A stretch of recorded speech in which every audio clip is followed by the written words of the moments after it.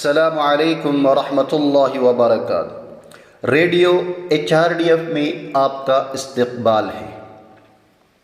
زراعت کائنات کے عجائبات میں سے ایک ہے۔ وہ منظر جہاں کسان زمین پر بیج بوتا ہے اور وہ بیج زمین سے اگتا ہے، یہ حیران کن ہے۔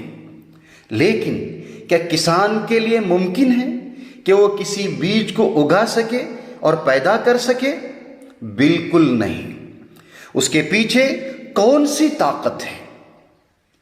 آج ایسے ملحدین بھی ہیں جو کائنات کی تخلیق اور قدرتی مناظر کے پیچھے خالق کو نہیں ڈھونڈتے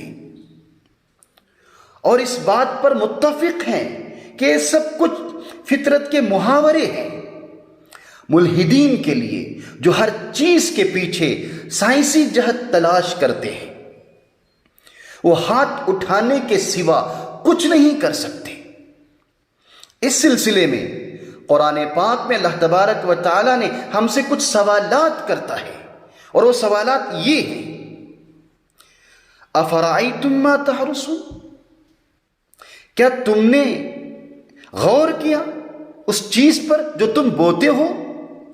اانتم تزرعونہ ام نحن الزارعون، کیا تم ہی اس کو اگاتے ہو یا اگانے والے ہم ہیں؟ کسان امید کے ساتھ بہت سارے دانے زمین میں ڈال دیتا ہے، لیکن سب نہیں اگتے۔ بہت سے اگتے ہیں اور بہت سے مر بھی جاتے ہیں۔ کچھ پھل دیتے ہیں لیکن کچھ پھل پکنے سے پہلے ہی مر جاتے ہیں۔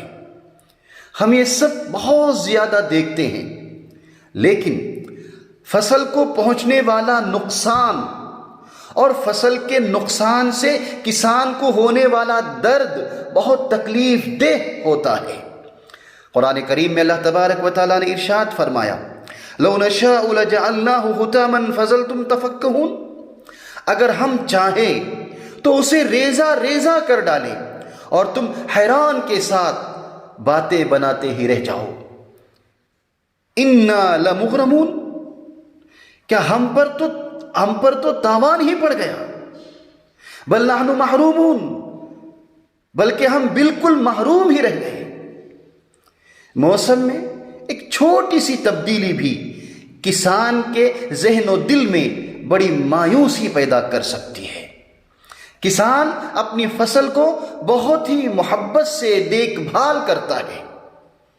اگر اس کی فصلیں تباہ ہو جائیں، اس کو کھڑے ہو کر یہ سب دیکھنے کے سوا کوئی چارہ نہیں ہے۔ جناب رسول اللہ صلی اللہ علیہ وسلم کے الفاظ پر ذرا غور کریں۔